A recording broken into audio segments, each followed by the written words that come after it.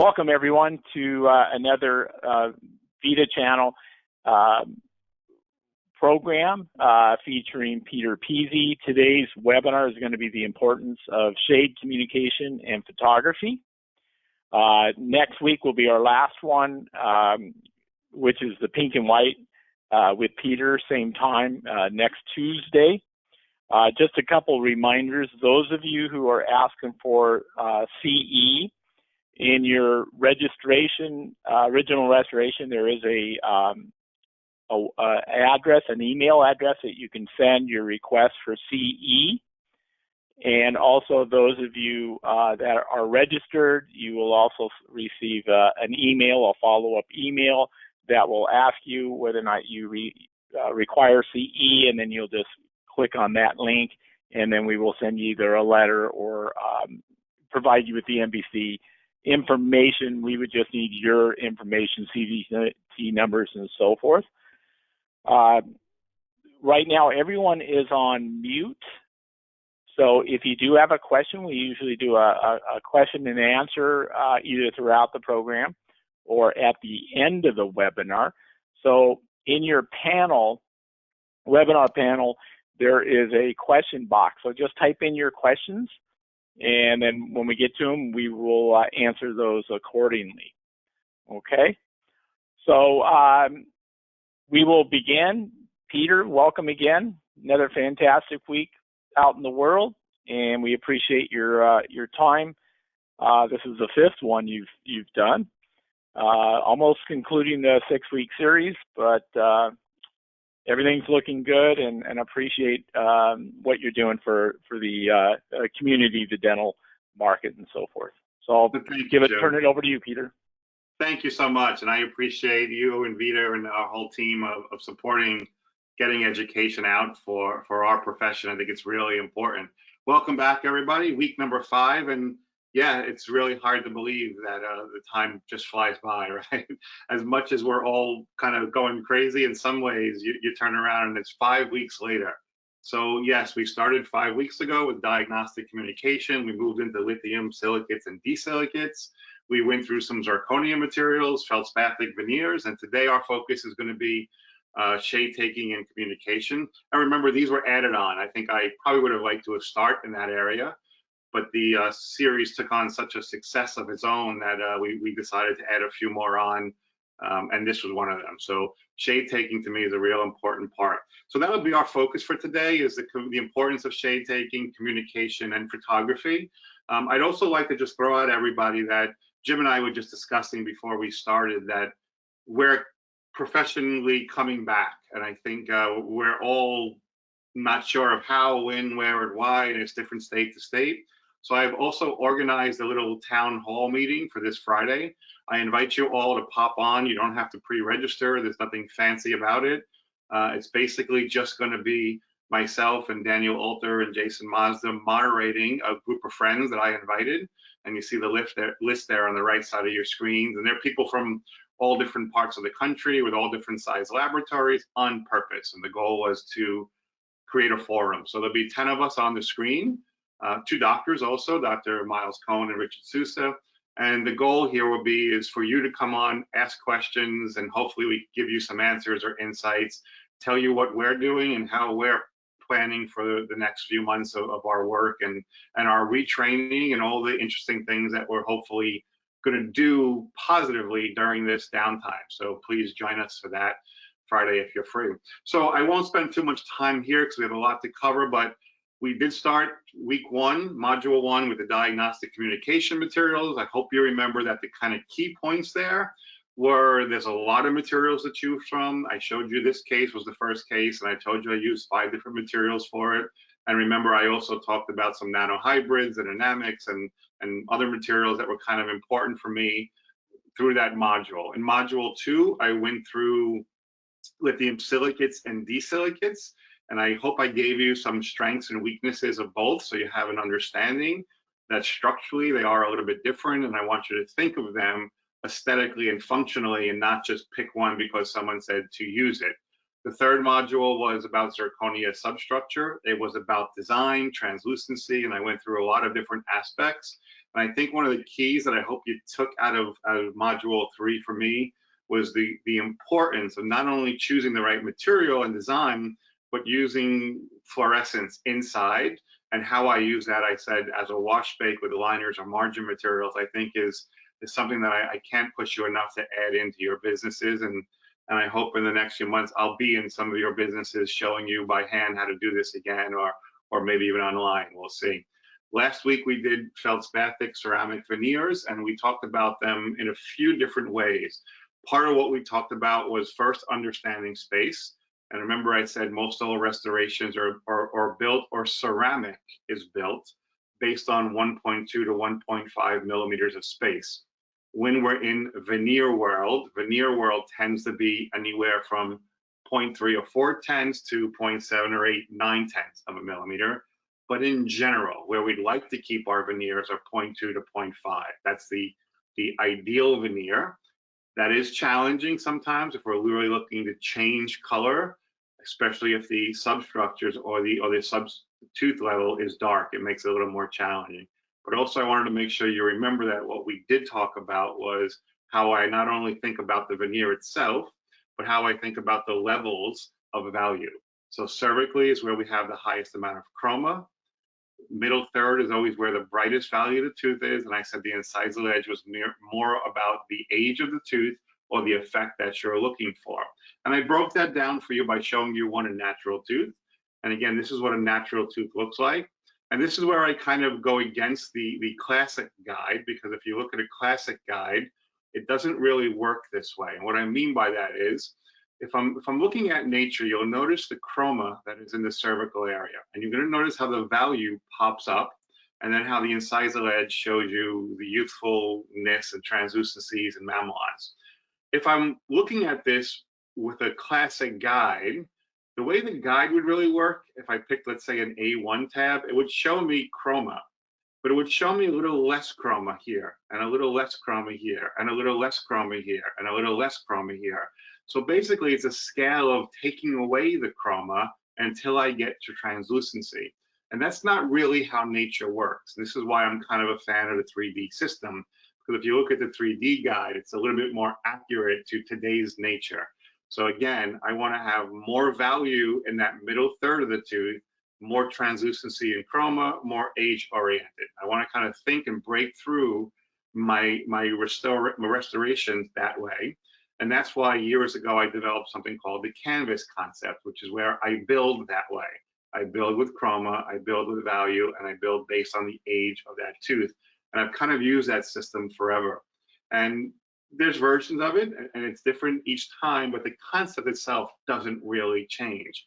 I'm looking to understand how to use my values, chroma, value, and age. And then I'm going to use materials to do that, whether they're mamelon materials or opacious dentins. It depends on the kit that you're using. But for me, I'm always looking to utilize the best ability of the materials to fill the space that I have to work with. Also, last week, we talked about some feldspathic milling. And I think you guys hopefully see that I'm truly excited about that concept. I just finished a case yesterday, actually, for a doctor, and he put it in yesterday. I finished it a few days ago. That looked pretty great. And we're utilizing the feldspathic milled materials a lot more these days, especially for the right scenario. Towards the end of last week's webinar, we talked about prep design. And I said in an ideal world, what I'd really like to see is where we're not breaking contact and we're kind of finishing our marginal finish line right at the contact point and emerging out. And that really could be for a milled restoration, or it could be for an analog where we're taking an impression. But it's not the standard either, because there are times when we want to keep that marginal interface up more forward in the facial.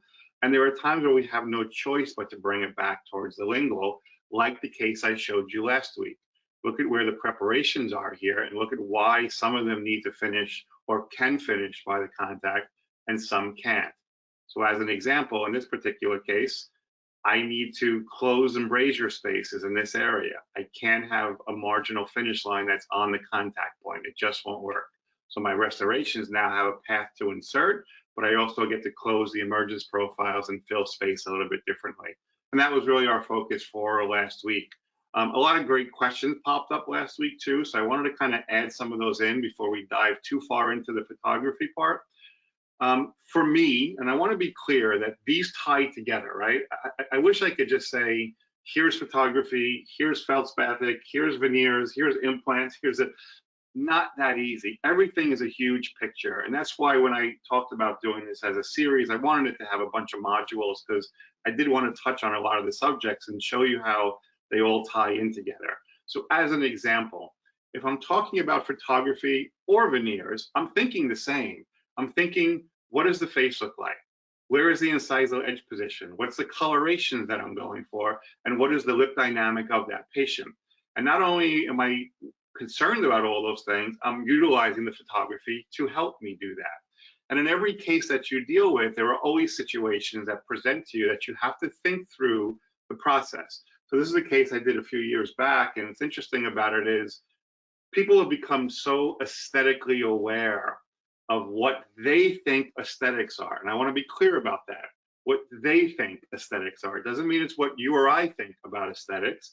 People are doing so many things with injecting Restylane and Botox and changing shapes of their face, and that's their choice of aesthetics. But also what happens with the internet dilemma today that exists is patients read some of the things that we teach. And I'll give you an example of that. I think I mentioned it in the last lecture or two, if I'm not mistaken. And that's this, how much incisal edge do we display? Well, I want to tell you, this patient presented because she read online that if you show more incisal edge, you look younger. And that was her mindset. So now we have a patient who believes that her teeth are too short and that's what's making her look old. And now it's our job to figure older, I should say, because she's a young woman. But my point is, in repose, she didn't show any teeth.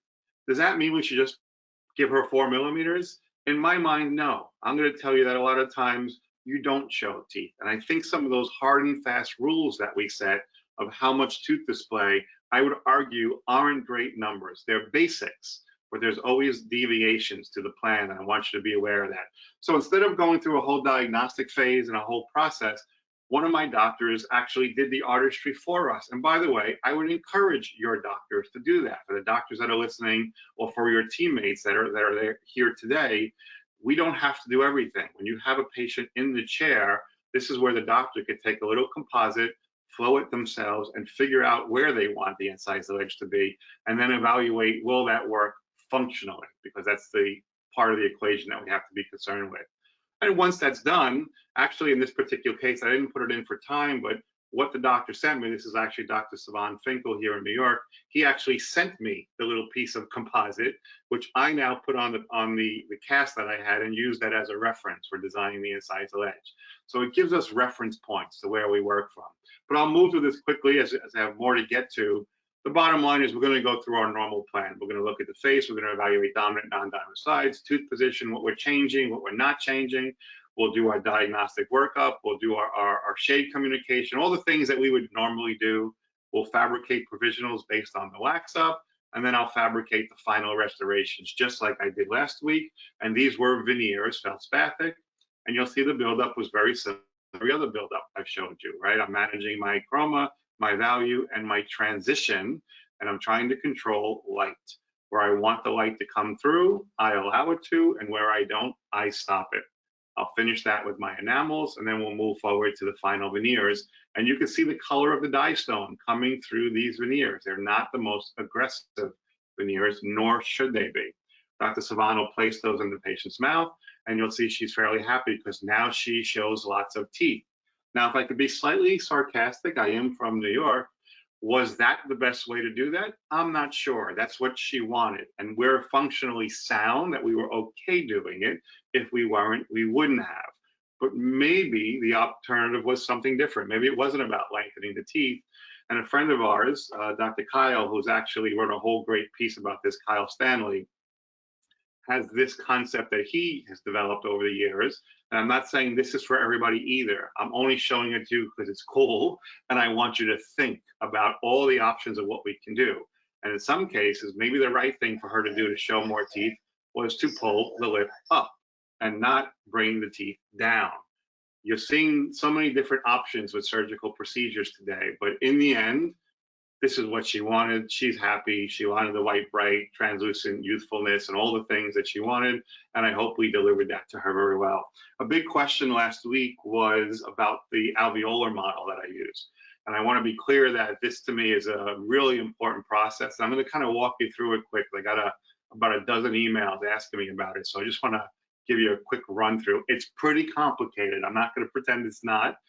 But Abraham in my office does them amazingly. We've kind of perfected it and modified it and add to it based on the original Geller concept, and then what Michel Monnier did with it, and then we kind of made our own little tweaks over a period of time. So we like to call it just an alveolar model today because it's really evolved from where it was. So it starts this way, basic impression. Let's pretend we want to do 2 units. If you want to do 4, 6, 8, it doesn't matter. It's the same sequence. We're going to isolate the prep teeth, in this case, the 2 veneers on the 8 and 9, and we're going to pour stone into it.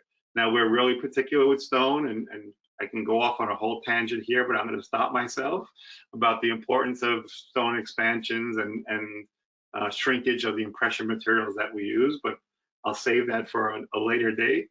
In the end, we poured our stone in here. We have the proper stone that we feel is the right one. It's about a 0.09 expansion rate. And you'll notice that we poured it so it was taller than the actual impression. We wanted to get a little more height out of there.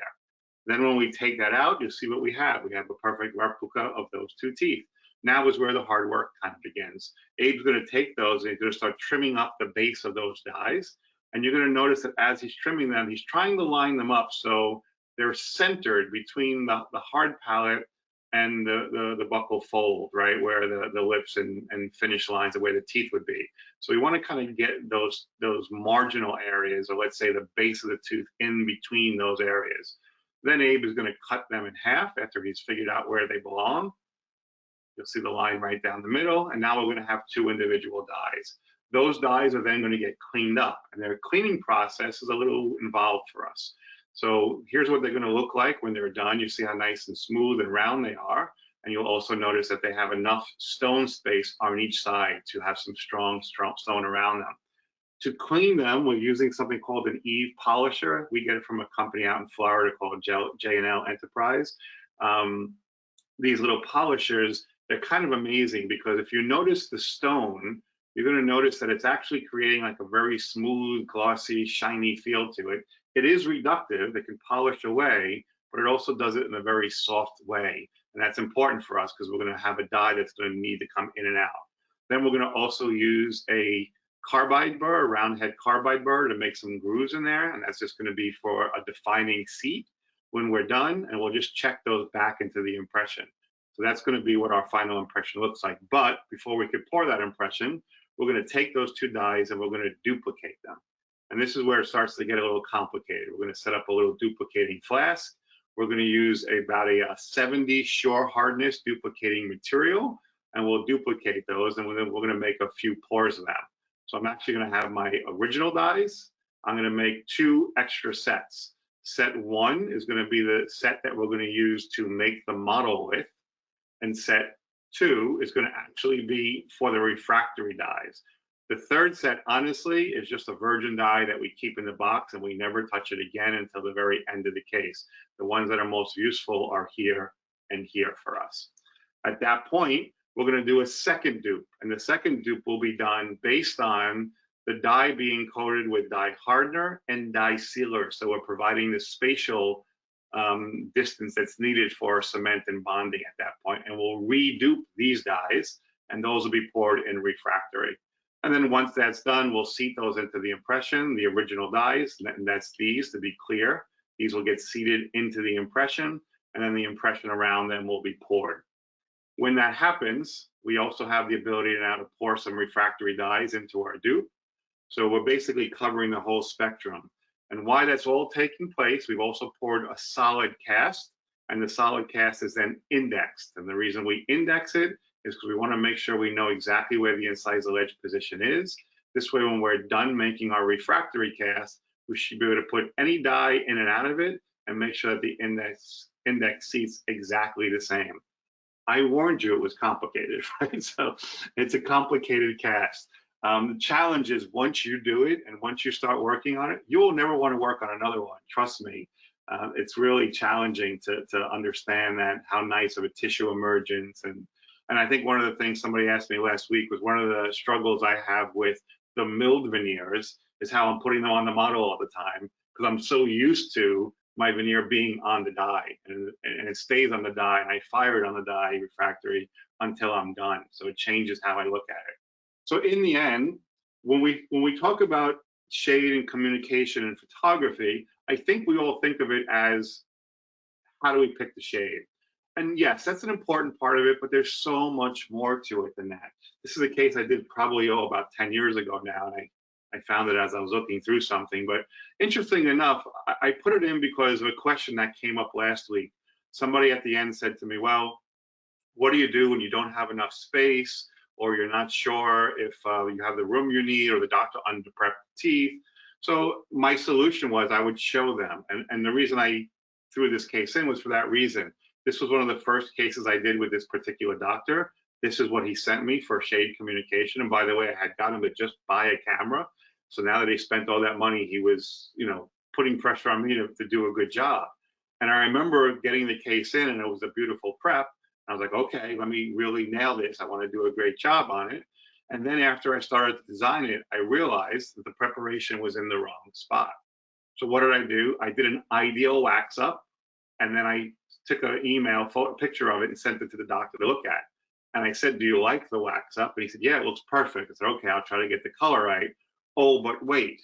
And then I removed the wax up and showed him an index of where the actual tooth was in line. And this right away, he was like, oh yeah, that tooth was rotated. I couldn't really take any more. I was starting to pulp out.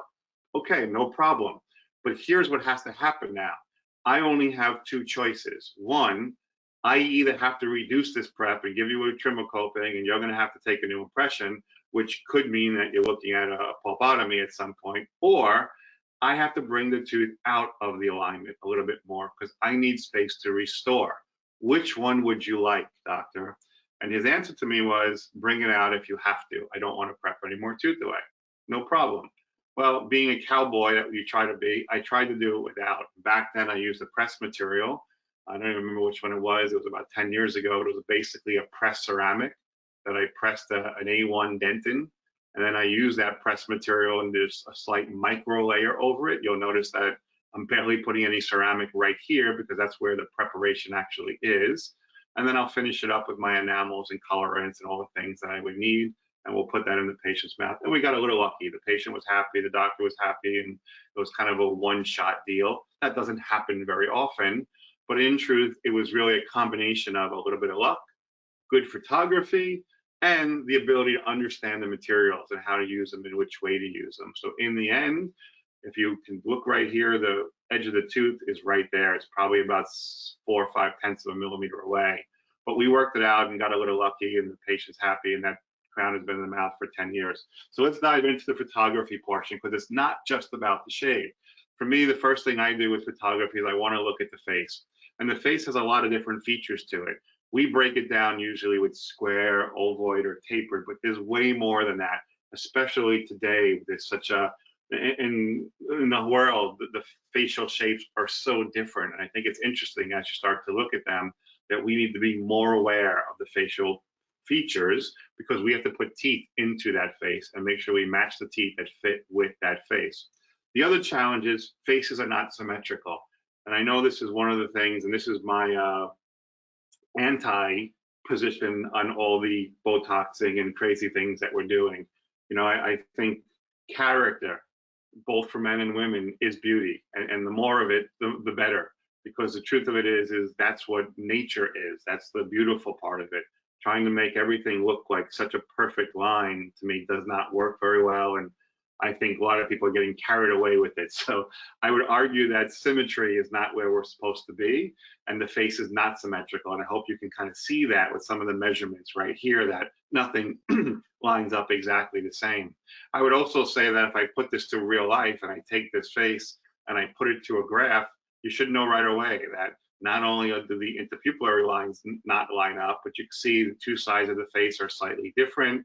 The distance from one area to the other is different. So nothing is really perfect, yet she's beautiful. And that's what makes the attractiveness, is those little idiosyncrasies or the little differentials. So what I'd like to kind of do is say how I look at a face. And I look at it by first, and this is where the photography really is critical to me, is by dividing the face in half and realizing that there's always going to be what we call a non-dominant side and a dominant side. The dominant side would be the bigger side, the non-dominant side is the smaller side. And all of your faces have that. It's just the way nature has built you. And by the way, your teeth fit into that face because of that.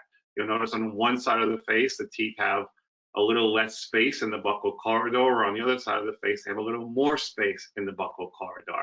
Why? Because one side is dominant and one side is not. And when you build those two faces together, you see they're not the same person anymore. So the facial features are a very important part for us to understand. And when we build our final restorations, I have to take into account that this dominant side should not be as full as the non-dominant side, or it will just look fake, hence a denture. The other thing we talked about in this portrait or is part of photography too is the incisal edge position. Where does it belong in the face? Well, if I don't see the face, I don't see the smile and the lip dynamics, how do I make that determination? That's photography for me. So incisal edge position is everything. And I think in module 3, I showed you this case where if I was asking you, you all would have voted to make the incisal edge longer right away. And I get it. That's why we're taking the pictures to make those evaluations. And that's what we did with our zirconia restoration for this patient, where we lengthened her teeth, filled the corridors differently, and fixed what she felt she was uncomfortable with and what we felt was uncomfortable with. But in the end, it is about perception.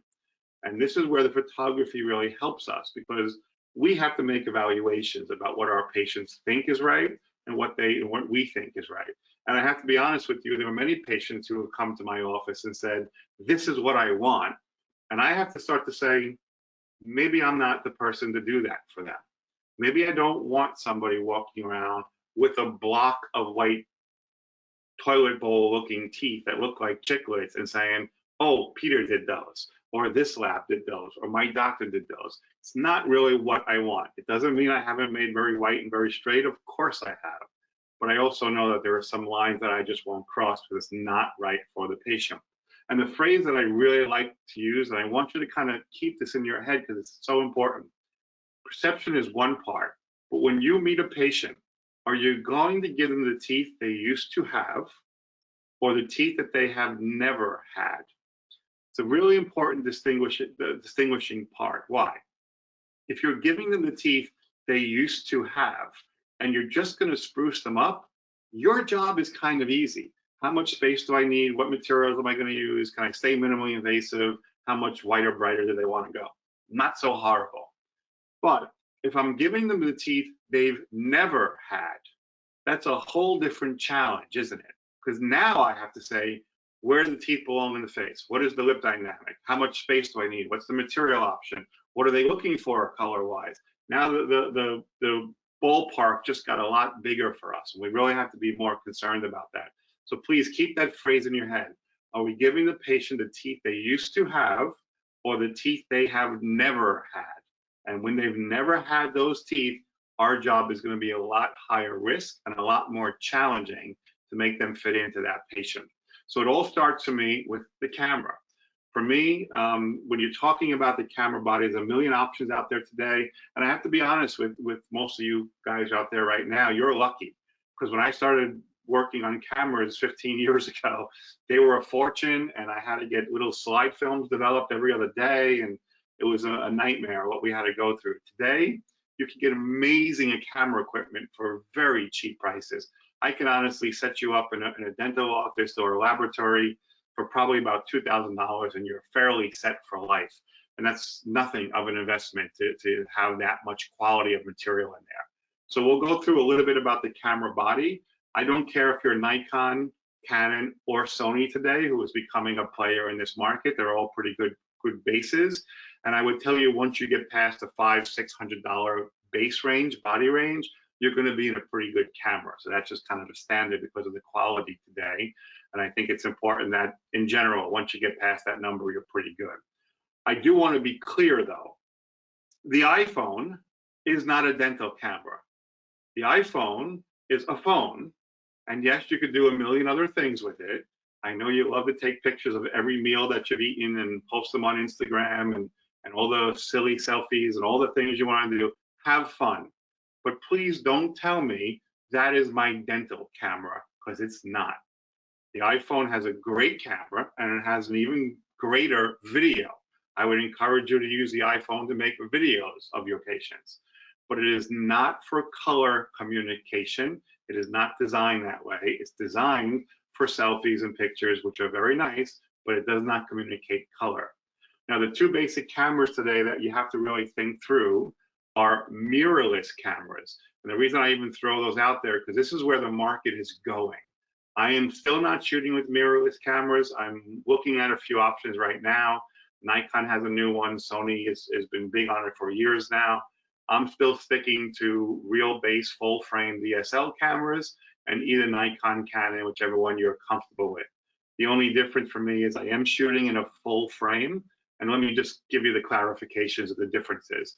A mirrorless camera is much smaller, much lighter in weight, easier to manage because there is no mirrors inside the camera. These bodies are bigger and heavier, and they are a little more complicated to use, but in truth, even that has gotten better. So I'm not sure the mirrorless will do, it will do everything we need. The challenge for me with it at this moment is about lighting, which I'm going to get into in the next part of this. So that's for the body. As far as the actual camera body goes, not changing my click here. Let me see. There we go. So here's the difference between a full frame and a half frame, and I want to make that clear for everybody. I'm shooting with a full frame, and what a full frame really is it just means that the entire size of the picture that's being embedded is being embedded on a much larger surface as compared to a half frame, which just doesn't gather as much information. It's a smaller frame. It's not a problem, but it's just the way it is. For me, I would say stay with the full frames, especially today, because their prices have really come down and they're very useful, and you get a much better quality of picture. As lenses go, there's a billion lenses to choose from. And to be honest with you, I was investing, I have about 9 or 10 different lenses in my office. And over a period of time, I started realizing that maybe it was a little overkill. Yes, certain lenses work better for different things, but I will be honest with you that the real differential for us with dental photography is a lot more simpler than a true photographer who's shooting a million things. So here's the way to look at them. A fixed lens means that it has a setting to it, and the setting might be 105 or macro lens. And that means it works best in that range. It's also bigger, longer, and heavier because it doesn't have any ability to move. All the mechanisms are done inside the lens. Whereas a variable lens, you have the ability to use it as a bigger spectrum or a smaller spectrum. The only difference is the lens gets longer and shorter as you move it. Not a problem for me, although it used to be. I used to think it was, and today it's not. So I simplified everything, and I'll give my friend Milos credit for that from Romania. He's a great photographer, and he kind of pointed me into this direction with the Takina lens. So it's a fairly inexpensive lens, about $300, and I use this now for everything, and it is an adjustable lens, but I use it for headshots, I use it for close-ups, I use it for pretty much everything across the board. Also, I am using the Nikon D750 for almost all my photography needs. I know Canon, but not as well as I know Nikon, and I do everything in manual. So I'm shooting in manual constantly, and here is my basic setups. My speed is set at 125, and my f-stop is always set at f32 or higher. I'll go f36, f42, I'll go higher. I very, very rarely ever go below f32. The reasoning for that I'll explain to you in 1 minute. And then the last part of that is going to be the lighting scenario and how you use light to make your system work. So first, let's address the f-stop. What the f-stop actually means is that the opening on the camera lens. The more you open the camera lens, the more light from around the room actually gets into your photograph. But it also sounds backwards because the number is lower. So what you see in the picture on the screen is f2 is a very huge opening. And as the number goes up, f8, f22, the opening is closing more and more. And I said to you, I want to stay f32 or higher. That means the opening of my camera is very small, and I'm not being affected by the window light or the fluorescent light in the doctor's office. I'm using the camera light to support the coloration of my picture. I've done demonstrations where when I'm teaching a course in a lab, a lot of times I bring my camera and I'll shut all the lights off in the room and work in the dark. And I'll still take the exact same picture as if I'm standing outside, because I'm controlling the light through the aperture setting in my camera. Now, I told you my shutter speed is about 125, and the reason for that is simple.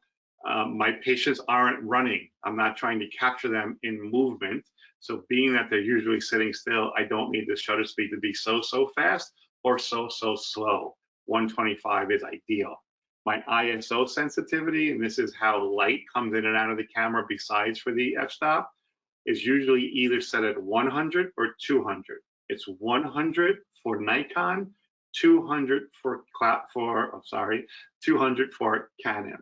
And then the last thing in the camera settings, and these are all will be on good bodies. This is why I'm telling them to you, is I set all my white balance on my cameras to cloudy. I've always kept it there, and that's because I'm controlling the light from the flashing, not from inside the camera base itself. So all my white balance is set to cloudy. And you'll notice that if you look at these photographs, that the picture all the way to the left looks like it's a little lower value or a little more yellow amber color, where the picture all the way to the right is a little more blue and a little bit more overdeveloped possibly. Well, what's the difference between those? I'm going to tell you. This would be Canon and this would be Nikon. Canon tends to shoot a little bit more in the warm family. Nikon tends to shoot a little bit more in the cold family. Your job is to get them in the middle. And you do that by the white balance set at cloudy and your lighting, or by changing the daylight or the Kelvin setting that's in the camera. Most of your cameras come preset to 5500K.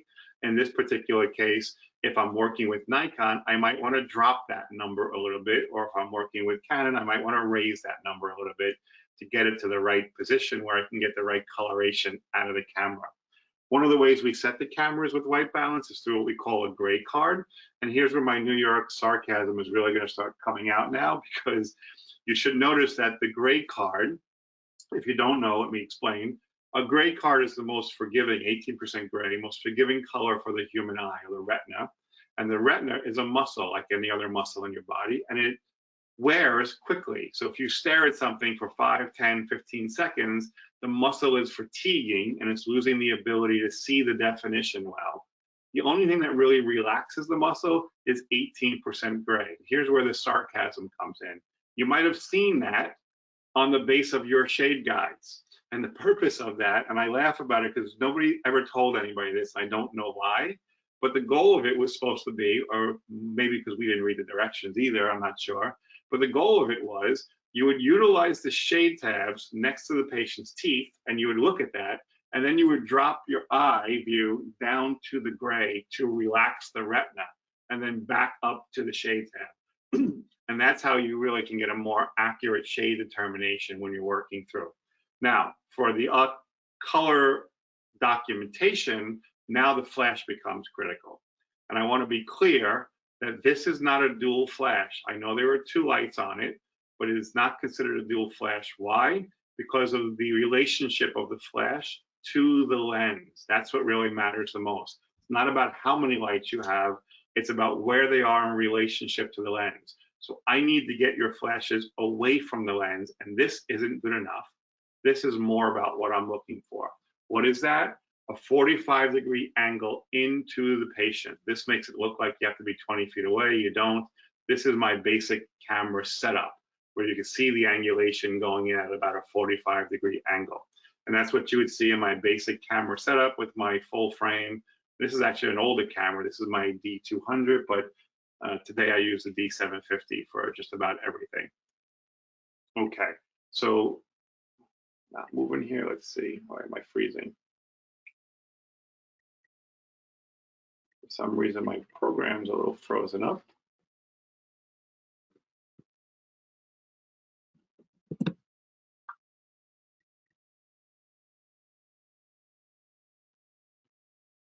Well, that's not good. My program is frozen. It's not moving. That's kind of weird.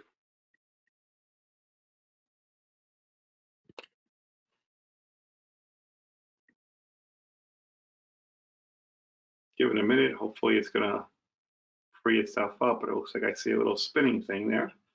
That's not good. See, we're talking about technology, and look what's happening. It's getting mad at us for mocking technology, although I was being nice to it, so it shouldn't do that. I'm going to give it a minute. Hopefully it catches up to us. If not, I'm going to have to figure out how to escape out of it, or I might have to, there we go. Thank you, computer. I appreciate that. Okay, so let's go back to where we were.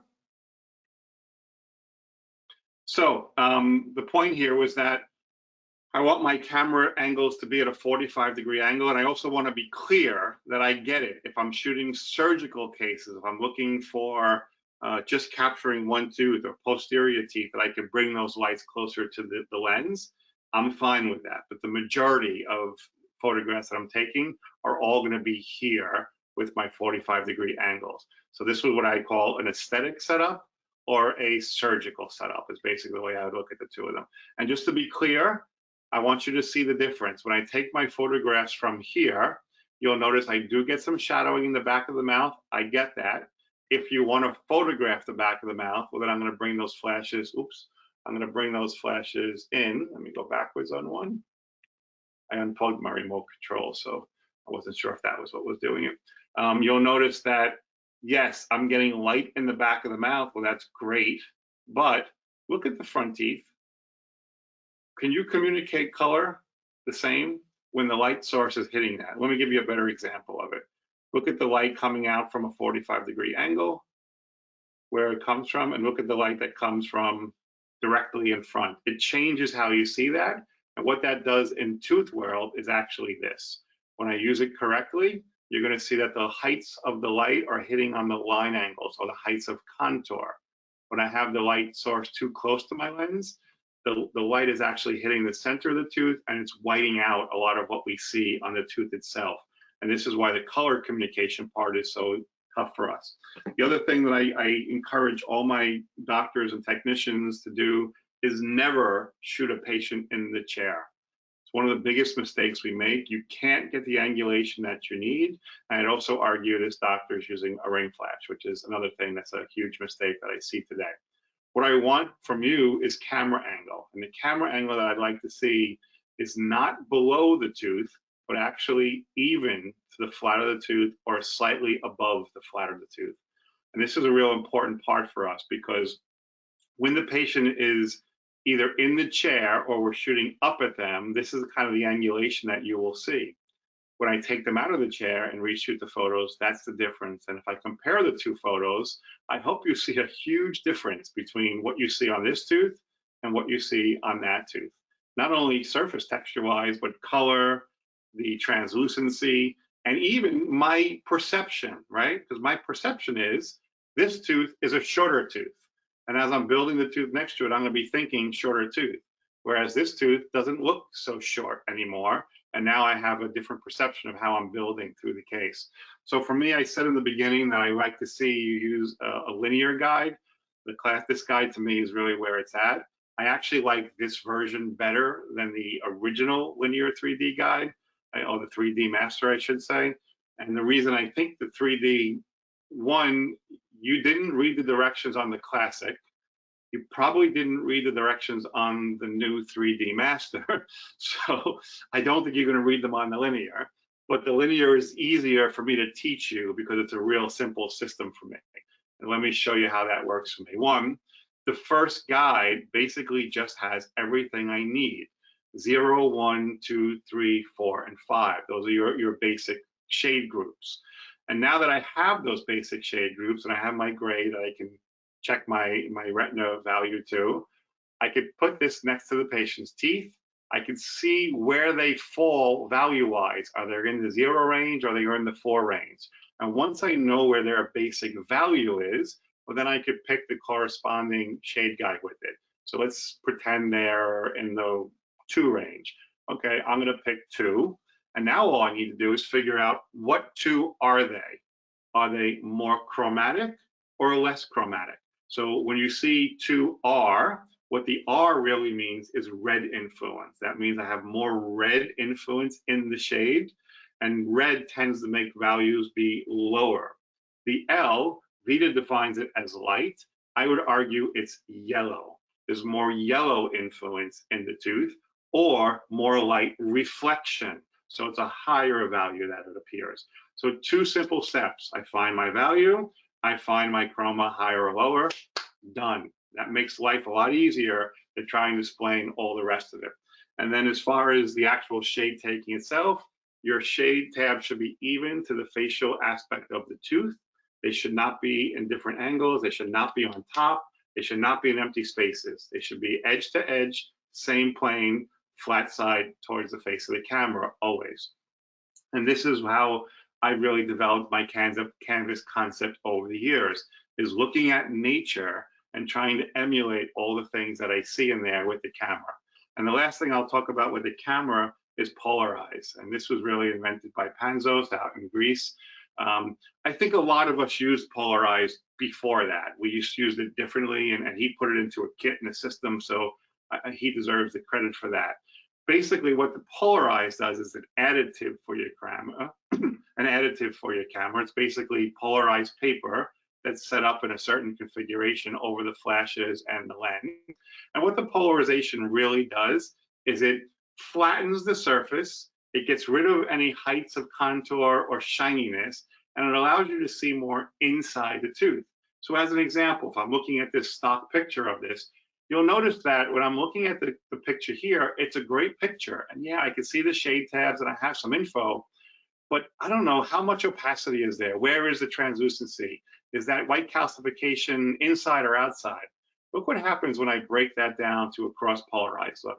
I can all of a sudden really see the definition of opacity. I can see where the translucencies are, and I can easily tell that my calcifications are more surface oriented, which is great because that changes how I'm going to think through my buildup. I'm also a big fan of the right tools. So in photography, I use these from my friend Chris in Colorado. This is Smile Line. These are the black backgrounds, and interestingly enough, they also make an 18% background. I don't use that one, but it's kind of nice, and they have a lot of different ways you can use them. I also encourage you not to use these plastic retractors for your patients for several reasons. One, I've always said they look disgusting, and especially in COVID decade, stay away from anything that looks gross, but also they discolor and yellow, and they start to take and absorb and reflect light differently. So I highly recommend you use very thin metal retractors. In my office, I have a photography room. I have about 5 or 6 cameras, and it's interesting because I have about 5 people.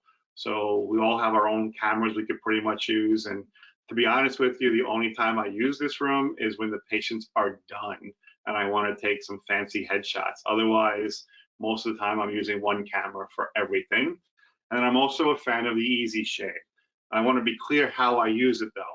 I use the Easy Shade as a test. I don't use it as the end all. And what do I mean by that? My patient comes in, I sit them down, I take my pictures, I make my determination in my brain, and then I grab my Easy Shade and I take my representation of the shade and I look at it. And if that representation is the same as what I thought, I feel like a king. I feel like I did a great job. If it's different, I did something wrong because the machine is more accurate than me. And I want to make sure that what did I miss? What am I not seeing? Let me go back and rethink through my pictures. So that's one way I use it to test. Also, I could set it up in what we call restoration mode. So I can actually take an image of my restoration, and that allows me to see if I've got the right value built into the restoration. If I was looking for 1M1, I'd want the reading to be 1M1. So it's a great tool for me. The other thing that's important for us is the sequence and how we do that. I'm going to tell you that I have a very basic sequence. This is one that Dr. Savan and I worked out together. Headshot is first, and you're going to notice that I have the camera in the headshot and I didn't put my little extra flashes on it. They're always on. I never take them off, but I only took them off to show you that this is the only time I'm not using my side flashes. I'm just using the camera and its flash on its own to get my headshot. I'm actually setting my camera setting to P, which is actually priority. I tell you it's portrait. This way you see P, you think portrait. I use the camera flash and I just take basic headshot photographs. Then I close the camera flash and I go back to my dual side flashes for all the dental, facial, and then dental shots. I also make sure the patients are stable. You're going to find that for me, I build my lectures a lot of times on a plane, right? So I get on a plane and I grab my photos and I start putting them in the keynote. And I want to make sure that I have all the photos I need, but I also want to make sure I don't have to spend time cropping and changing them and re-angling them. That's just a big waste of time for me. So I make sure I take them the same. And this is a great trick you can use. You have the patient stand or sit against the wall. You give them a box of gloves and have them hold the box against the wall. And this way, when you take the photographs and they smile and they move and they retract, their head is in the same position all the time, and you don't have to worry about every shot being so different. This is what we would call our basic diagnostic series: full face open mouth, a Duchenne smile, which is the third picture in. The Duchenne smile means the smile where they smile so big that their eyes actually start to close. And the purpose of that is so we understand their lip dynamic. Most people don't show you the true lip dynamic. They show you what they call an acquired lip dynamic. So we need to feel the real lip dynamic. And then we'll retract the patient, left and right headshots, and what we call the midnight shot. What is the midnight shot? The midnight shot is basically just the Duchenne smile, which is the one you see here. And then we ask the patient to tilt their head down. And the reason we're doing that, we're looking for the incisal edge position to the vermilion border. So we can tell if the teeth are too far out or too far in. That'll help us with the diagnostic phase. Then we take our dental facial. This is repose position, close up and left and right, and then dental. And the dental is all retracted. Close up, left and right, occlusals, and black or gray backgrounds, depending on which one you want to use. And then obviously before and after shots, we can shadow the light. We can use some extra effects if you want to. You could shut one of your flashes off. Headshots, we could do so much with. I could shoot them outside on my deck. I could shoot them in my photography room or anywhere you feel comfortable. This is Iffy. She's a great technician out in Philadelphia area. She's the one who actually introduced me to Milo, so she deserves the credit for that. And the end result is we could take a lot of different photographs that are fun and interesting. And if you come into my lab, you'll see this is Dr. Mike yelling at me, and this is Jen at the Christmas party, and this is our coffee that we make. And I always joke and say, we're really good at coffee, kind of crappy at restorations, but our coffee is great. So those are the basics. I do meet a lot of my patients, and because I've met a lot of them, I keep a series of photographs because I got tired of patients walking in and saying, oh, I want teeth that look like these. And I could pull up the picture and say, oh, I made those, no problem. Let me show you how I did those and where they started from. And I have both the sequence for men and women, so I want to make sure that we cover both spectrums. The men are just as picky as the women today. And I also want to teach my patients what teeth are when they come in. This is a big mistake the dentists make. They pick a shave and they move on, but they don't spend enough time with the patient. I'll show the patient, you know, Miss Jones, here's your tooth. You notice how the color is a little different here than it is here. You notice that the translucency is more here. You notice the spacing that is here, here, and here. You notice how the color of this tooth is not exactly the color of that tooth.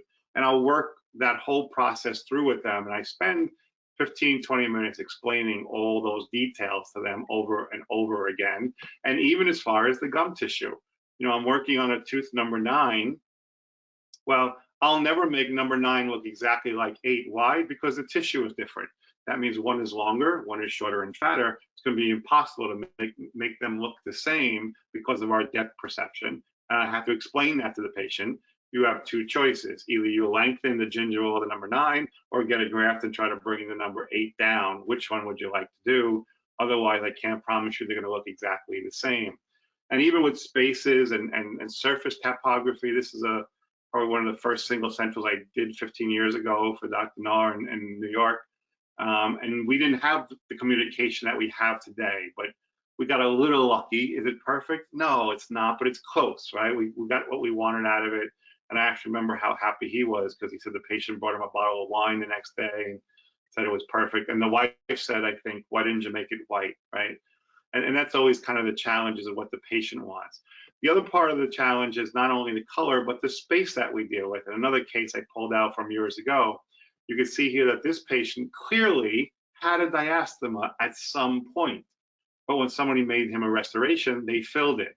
Now your job is more challenging. Well, even back then, we thought about making a window veneer and a full restoration, but we didn't do it. The patient didn't want it. So now I have to make a tooth that size look the same as a tooth as this size.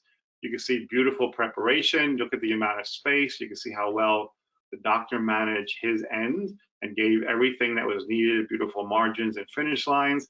And I fabricated the final restoration and tried to make it look as accurate as possible. And is it perfect? Again, I don't think I've ever seen a perfect single central, but it's close. And we'll take it, especially for, I don't know, about 10 years ago now, 12 years ago that I actually did that restoration.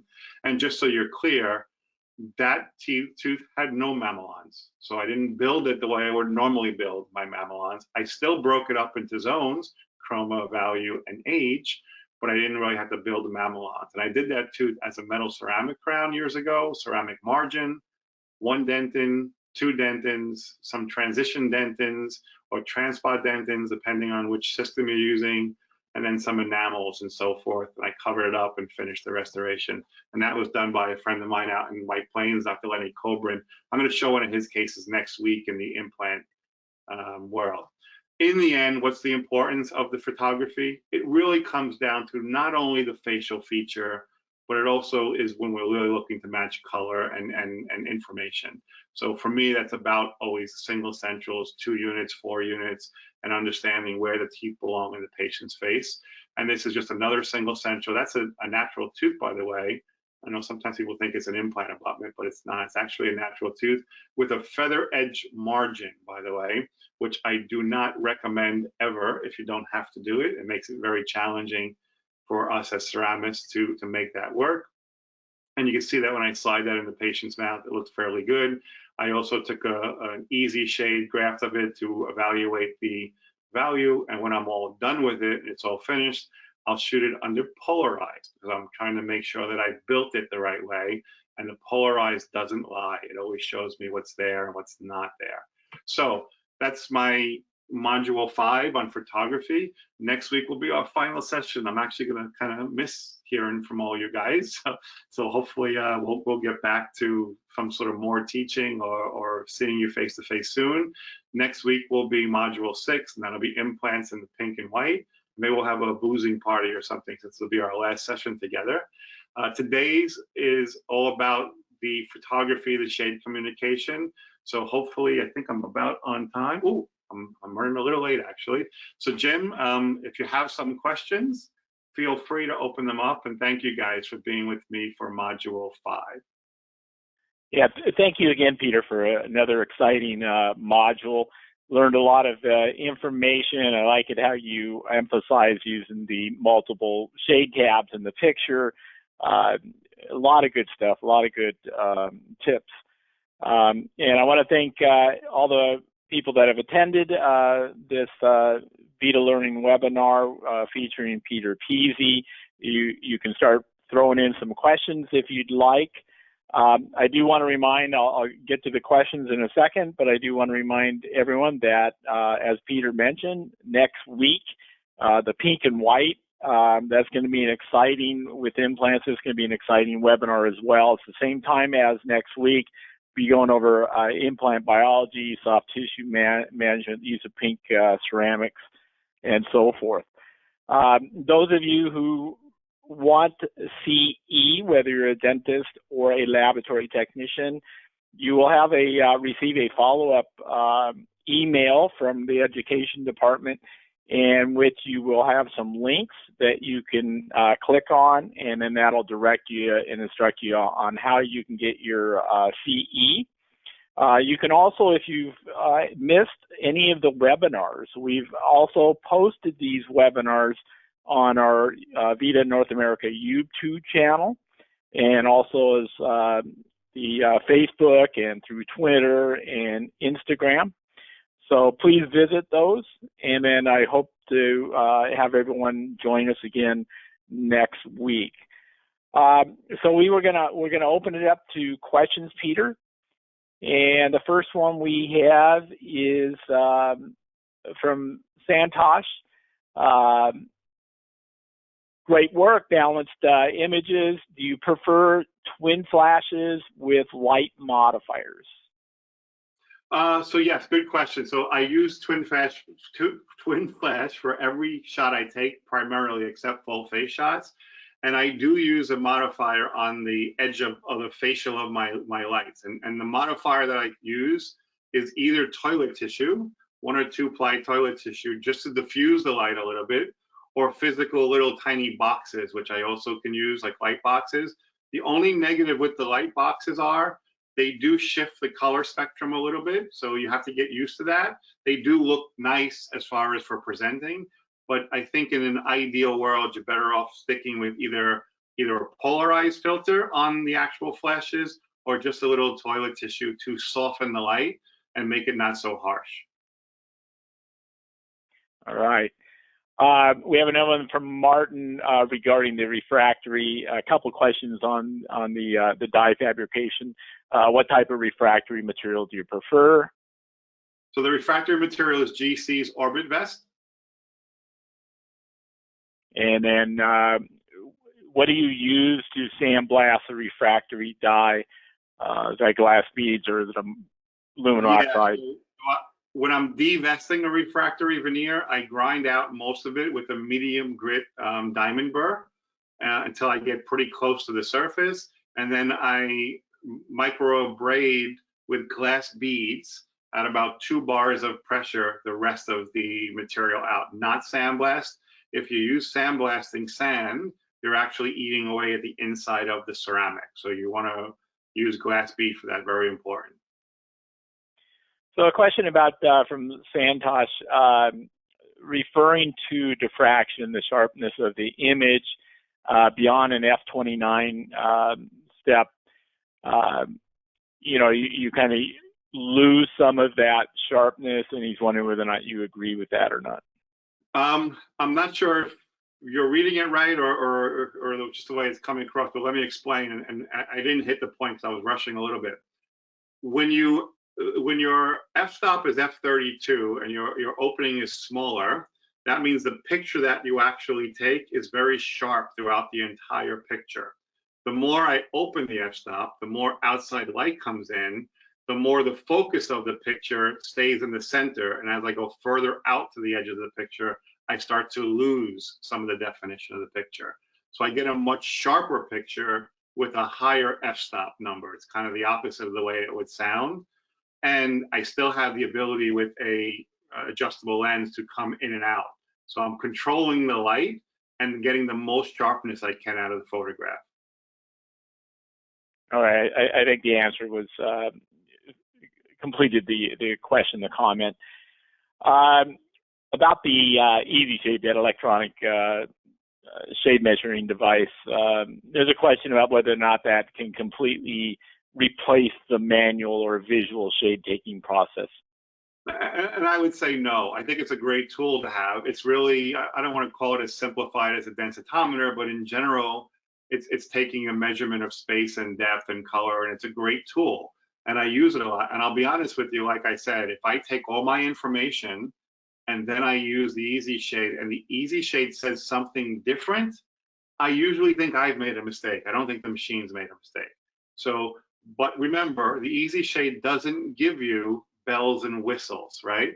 You're shooting a very specific point. And I've had a lot of conversations over the years about different methods of shade taking. If you remember, a lot of the earlier shade taking were taking a full spectrum of a tooth and taking a larger photograph. And it was interesting because what you always noticed is the formula was almost always the same. It would be A1 or C1, and then it would talk about a blue or a gray or a this or a that. It was trying to give you a lot of information that your eye should be detecting in the photography. And it was just kind of a common sense issue because the tooth is not a flat object. It's round, convex, concave. So I like the concept of the Easy Shade better because you're really measuring depth of a point and getting the basic information from. And by the way, you can use it in more than one point. I could shoot the gingival, the incisal edge, the middle third. I could shoot it in 5 different points if I want, and it'll give me 5 different readings. But the reading that I find most useful is cervical and middle third, which is what? Trauma and value. The rest for me All is right. I'm sorry. So Shafika is asking, is there a camera system that is specifically designed for dental custom shading? And if so, do you have a branding? The answer is no. There are several dental companies that sell cameras, and I could tell you just through experience over the years, I found, like, say that the Nikon D200 happened to be an amazing color camera for dentistry. Now it's the 750. I'm buying the 850 soon, and I'm going to test that one. With Canon, some of them worked better than others, but you always have to tweak them all. There is no one. And here's the other gripe I have. All the companies, whether it's B&H here in New York or the other company that I use, Photomed, which is they're good companies, but they're not dentists. They're camera people. And as much as they understand the mechanics of photography better than we do, they don't really understand the complexities of teeth. And this is why I even worked with a few of the camera. I think, Jim, you brought Photomed out with me a few years ago out in Cali, and it was great because I like that company and I recommend them quite often. But I think they've not just them, the camera companies in general have hurt us in the sense that they've taught doctors that ring flashes are for dentistry, and they're not. It just doesn't work that way. All right. So Margaret is asking to go over again the purpose of the gray piece of paper on the shade tab. No, Margaret, I'm sorry. You had your chance. No more. That's it. Not going backwards. Sure. So there's a few things. One, and I'm glad you noticed it, and I'm sorry I didn't point to that. I was squeezing a lot into a short period of time. But on all my shade guides in my office, I have a little piece of 18% gray card that is actually in the shade guide with the rest of the shade guides. And it works perfectly because that first base shade guide has an empty slot. So it fits right in there perfectly. Why did I do that? Years ago, we were much more interested in color calibrating. When a doctor took a photograph and sent it to me, I don't know that his computer was set up like my computer. And that was kind of problematic for us when we were first experimenting. So one of the ways we were able to do that was by using the gray card. And by the way, this is very similar to what Sasha Hine is doing today with eLab. And I support eLab. I think Sasha's a great guy and it's a good concept. I argue that it's an advanced version of what we're talking about now. And what do I mean by that is the gray card allows me to calibrate my photo because I know the number of the gray card. The gray card is 18%, and I can now calibrate my photo to do that.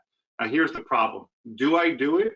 The answer is no, never. I barely even use the gray card anymore. Why? Because the technology has gotten so good, and the communication tools and the level of the cameras that I don't really need it. Now, that doesn't mean, just to be clear, that I get all my single centrals right the first time. I don't. I get lucky sometimes. And I'm going to say we're about 70, 80% that we're going to make an adjustment or tweak them most of the time. But I will tell you, if you would have asked me that same question 2 or 3 years ago, I would have told you that 70% of the time the case was coming back for an adjustment and maybe 2 or 3 times. Today, 70% of them are going in on the first try. And even if it doesn't go in, it might be a second or very rarely a third these days, once in a while. But that depends on so many circumstances, right? The lip dynamic, the substructure that we're using, the aesthetics of the tooth next to it. I mean, in the end, I wish I could be honest and say, I will be honest and say, out of all the single centrals I've done in my whole life, I'm not proud of one of them because the more you analyze them, the more flaws you can see. But are patients satisfied with them? It seems like they're getting more satisfied because of the use of technology and understanding of the materials together. So Alex is asking if you can recommend a place to get the 45-degree lighting set up. Yeah, so if you're working with Canon, the light setup that you want is called the EX2410. EX2410 is the Canon dual flash.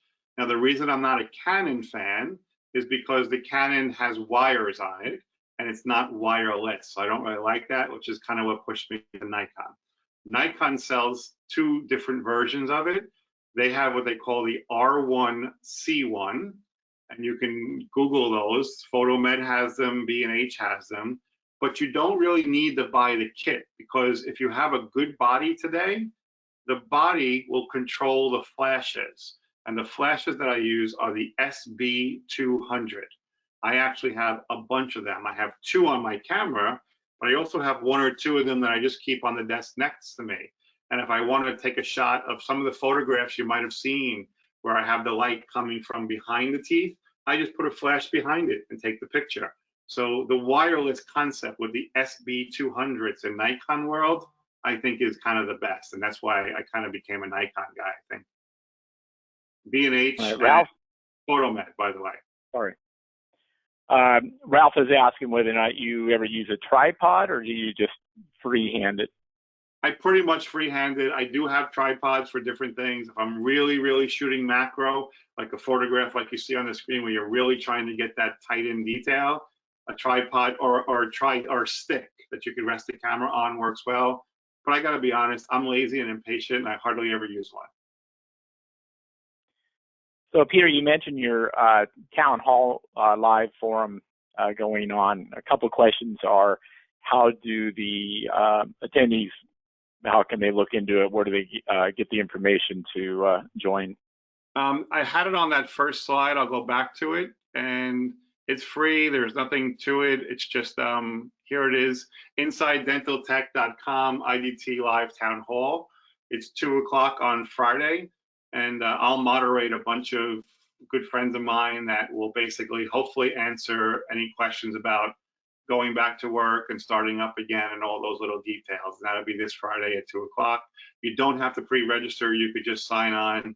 I would say sign on a few minutes early, and it's just going to be a roundtable discussion basically about what's going to change and what we're going to do differently, hopefully. Excellent. So Chris is asking, if you receive a photo from a dentist that is not ideal, do you ever manipulate the photo to bring the best out of the photo? No, that's no fun. Call them and tell them they suck. Say, what the hell were you thinking, doctor? How dare you send a photo that looks like that? You know, it's funny. I don't want to say I'm lucky. I think what I've built these days is, as I work really closely with the doctors I work with, and most all of them have gotten really pretty good with photography. If they're not, I would put it back to you. And I would say, first off, are you good with photography? Because if you're not really good, it becomes difficult for you to tell them how to be better, right? So that's the first thing. You need to get your level up to where it needs to be. And then as your level is better and improved, then it might mean you taking a trip to their office or you showing them some quality pictures that you've taken. You know, I'm always looking for trying to let them fix the problem. I want me to fix the problem. That's what partnerships are about. So I can tell you, like in my laboratory, I'll run a photography course every 2 months. We'll have a Tuesday night. We'll just say, whoever wants to come, any doctors, whether they work with us or not, come into the lab. We'll have some coffee and cake, and we'll talk about photography for 2 hours. When I teach in laboratories, and Jim knows because he set up so many things and courses that I've done over the years, I always push them to have me do a Thursday night photography course first for all their doctors. Because again, if your doctors aren't taking the quality photos and you don't know how to fix that, then the communication part will never work as well, and you're going to be struggling more with the shade taking and communication and the size of edge position. So I guess the long-winded answer comes down to, we need to walk the road before we start telling them how to do it. So John is asking, doctors take a picture of the shade tab against the tooth. Can you explain if this can show the correct shade? Pretty open question, but. Yeah, so the general concept is a shade tab is a reference point. That's really all it is. I always joke with my doctors, or when I'm teaching a photography class to doctors, I'll say, you show me a tooth that matches the A1 shade guide perfectly, and I will do your work for free for the rest of your life. And the reason I say that comfortably is because there is no such thing. There is no natural human tooth that matches any shade guide, even the 3D, which I think is way better than the other shade guides. But the reason of that is because it's different material, it's different thicknesses, there's so many variables to it. So really the purpose of the shade guide is representation for value and chroma. That's its main focus to me. Excellent. Margaret is asking, do you ever use a ring flash? And if so, when? Margaret, you aren't listening then. I don't like those ring flashes. Stay away from them. I'm sorry, Margaret, I'm just teasing. But no, I'm not a ring flash guy at all. Matter of fact, I'm anti-ring flash guy. Stop using ring flashes unless you're a surgeon and you need to take bone level pictures and things that are real close up, or second molar implants. But anything dentistry color related, I stick to a dual flash that is not attached to your lens, that is separated from your lens. And it's a fight I have with doctors all the time. And again, this is why I made the comment about the companies, right? Because the companies sell them a ring flash. And then they take a course with me and they say, oh, the camera guy told me this is what I need. And I'm like, the camera guy is wrong. The ring flash is really good for mono and dye work, or it's really good for close-up and surgical work. It is not good for color communication. All right. Danny's asking, what separator can you recommend for the that you apply to the removable dyes before pouring the full impression? Yeah, you know, I figured someone would ask that question. I think, and I could be wrong, I'd have to double check with Abe now, because, you know, we've changed our system so much over the years, and I'm not sure exactly what he does anymore. I do know the base of the dye, and if you picture the little root that's sticking out, he coats with 2 coats of dye hardener. And the reason he does that is because he wants to get a thickness of the dye hardener, which is about 15 microns with 2 coats of it. And then when he seats it back into the impression, he might just use the Harvest dental separator material where he paints it on. Harvest sells a separator for stone, or he might use a very, very thin wash of a Vaseline just to kind of create a little area in there. But whatever one he's using, it's very, very thin. I think either one would work really fine. I'm just not sure which one he switched to today. Charles has a question on, for some of your accounts, they using the VITA Classic shades, or do you recommend the 3D Master for most cases, for single units or postures? Most of my doctors are on 3D at this point. I either forced them to buy a 3D, or I bought one and sent it to them and snuck it on their bill a little at a time. But most of my guys are in 3D. I still get classics now and then, but I'm okay with it. Look, I get it. Still a large portion of the world uses the classic, and I understand why. But I think as we really start to understand color and value and being able to perceive this in ceramic, I think the 3D is light years ahead of it. So if you're getting A1, okay, well, you know, A1 is maybe a slightly lower value, a little bit more amber, orange, red than a 1M1, right? And now you got to kind of start modifying your process. I go back to what I said before. In the end, shades are reference points for us. I happen to love 1M1. It's a color that I use almost every case I do today. And then I change the value by adding another color or shifting the density of the material or more opacity or less. But it's my base color for a lot, because I think that's, to me, is like one of the better shade tabs that actually emulates nature better than anything else. Santosh here, asking your thoughts about using the eLab shade matching protocol versus a canvas concept. Yeah, so, you know, listen, easier. Sasha's a friend of mine, and I think the concept of what he's selling with eLab is great, and I wouldn't oppose him on it. It's not what I do. I'm more of a canvas builder. I think, and again, I haven't taken Sasha's course. So I don't want to kind of tread on term without really, I know Sasha well, and I think he's a great teacher. I don't know the build-up sequence that goes with it, but the basic concept of the photograph is very similar to the gray card concept. And if one works better for you, I'm fine with either. I would never tell you not to use one rather than the other. My way works, his way may work, and somebody else's way may work too. So when a patient can't come to your office or your lab to take a custom shade, is there a protocol that you use to help the dentist take the photos that you need? Yeah, it's interesting. So I used to see more of my patients. I used to see, there were times where I'd have 6, 7 patients a week that came in the lab, and I'm a 5-person lab, and we would take all the photographs. Today, my doctors have become so good at photographs that I don't see the same amount of patients. And plus, they shoot video now, and we meet in Zoom chats and other ways. So yeah, the sequence is we teach them what the right cameras are, what the right lighting is, what the sequence of photographs are. And again, I'm going to throw that back at you. Do you do it ideal? Because if you do, then your job becomes to teach it to them. If you don't, make sure you know better. This way you're always useful to them. You always have the information they need.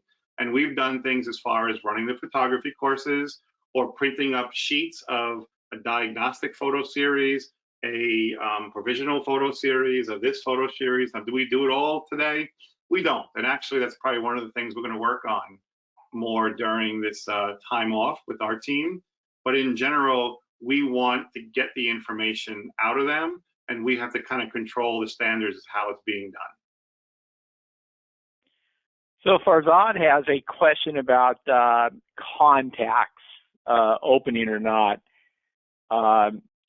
So in some cases in veneers, does it affect the cleaning, self-cleaning of the teeth with the contacts closed, open? How do you deal with the patient as far as the cleaning, from either the facial or the palatal side of the contact? If I'm understanding it correctly, this is about the prep design. And I told you, if we're not breaking contact, which we'd like to, then we're not changing anything about the patient being able to floss. Their natural teeth have the contact, and our veneer is starting above it. And that's an ideal scenario, and that's one of the best. But that's not the always. Sometimes we have to bring the prep design further back, and now we have to create our own contact. The goal is to provide enough space that our 2 pieces of ceramic meet like natural teeth. What I see people do a lot of times is they'll make some of the ceramic go a little bit more over the other direction, and that makes it difficult for the patient to floss. So we do try to control that by prep design and marginal finish line placement. But in the end, it should be just as, our goal is to make it just as normal as any other natural teeth that touch, and you could floss in between. So Jackson has a question about your presentation skills as far as what do you use to make that circular spotlight on the slides? That's a system called, what's it called? Spotlight, actually. Just Google Spotlight. It's a pretty cool thing. I think my battery died. That's why my program froze up before. But the Spotlight is great. And I got into Spotlight because a lot of times when you're presenting in smaller groups or labs, you're on these big screen TVs now. And the TVs, you can't use a pointer to point out anymore. And Spotlight has an amazingly great feature. Not only can I go back and forth, but I can have the circle. I could also zoom in and make the circle blow everything up. I could also use it as a pointer, and it also controls my volume when I'm in a real lecture and I have music and videos and all the other stuff. So Spotlight's a really cool thing. And I'll add to it that somebody gifted, actually Dr. Savan gifted me one after he saw me lecture, and it was so cool that I loved it. I bought about 9 of them, and I sent one, to all my friends to use after that. So I guess it was a pass it on kind of a thing. And now, Miles Cohn uses it, and Alex uses it, and so many more people are using it. But I think Dr. Savan turned me onto it first. All right. Martin has a question. There's a difficult question for you. Who's your favorite drummer? That is a difficult question. I'd have to probably say Neil Peart, but I grew up with Keith Boone and John Bottom, who were kind of my heroes. And I have a picture that I'm trying to find of me with Buddy Rich when I was about 10 years old. And I'll tell you the story of how I met him very quickly. I waited backstage at Carnegie Hall for him to get off his bus. And I went running up to him and I said, Mr. Rich, can I have your autograph? And he looked at me and he was like, what's your name? I said, Peter. He goes, I said, can I have a drumstick? And he went, drumstick? He goes, are you a drummer? I said, yeah, I want to be. And he said, well, then you should have some drumsticks. And he walked away. And that was my take of Buddy Rich. He was known as being a mean kind of guy, but boy, was he an amazing musician back in the day. So I have a big variance of all of them. So Cohen has a question on color perception, if you will, and the information. It's dependent on the lighting conditions in which the photograph was taken. How do you mediate that in terms of metamerism and so forth? So, you know, I'm sorry, when I go fast, I'm not sure if you guys miss things sometimes or not. I want to control the light in my camera. So I don't want the fluorescent light, the window, or anything to have an effect on it. And I do that by shooting in cloudy mode, keeping my ISO very low, making sure that my f-stop is as close as I can get, and controlling the source of light with my flash system. That fixes the camera part of it. As far as metamerism goes, that's a whole different ballpark, right? Because now you're talking about a restoration in a patient's mouth who's on the beach one day or in their bathroom the next day. And that's really difficult to control. That has a lot more to do with depth in your layering. But I'll be honest with you, ceramics are not nature. So we have a joke where a patient wanted their teeth super, super white. We made them super, super white. She called us from Florida on a beach. She said, these teeth are too white. And the doctor said, well, it's because you're on the beach. Get out of the sun and go home and you'll be fine, right? So we can't control every aspect of color. I wish we could. And when you go into metamerism, you're going into a world where things manipulate based on the light source. But in general, if you build with a system, which for me is a canvas, and then creating depth through opacity and more translucency, then you have the ability to control the metamerism a little bit better because you're controlling the influence of light going in and out of the tooth. So it looks like our last question is from Jack. Will the Tanika 100mm Pro lens work on a Nikon D800 camera, if you know? Yes, it's Tokina. It's Tokina is the lens, about $350. And yes, it works on both the Nikon and Canon. You have to list which one it's for. And if you need the exact parameters of that lens, I'll send it to you. Just email me, pz7@aol.com, and I'll send you the exact stuff you need for it. But yes, it works on every body. All right. Thanks, Peter, for a fantastic webinar, like always. I hope the attendees join us again next Tuesday at the same time for the implants of pink and white. Yeah. And I will hope to see you again next Tuesday, of course, Peter, and we'll do it again. Thanks, Jim, as always, for everything. I appreciate it and look forward to seeing you guys next week. So have a safe, healthy week and see you next Tuesday. Same bad time, same bad channel. Enjoy.